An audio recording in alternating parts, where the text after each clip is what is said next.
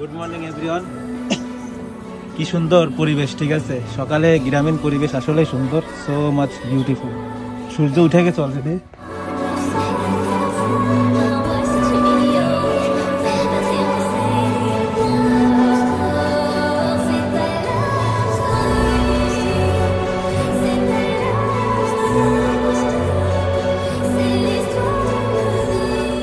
সূর্য যখন উঠে, ঠিক আছে, সূর্য যখন উঠে এই সকালের এই পরিবেশটা সত্যি অনেক সুন্দর।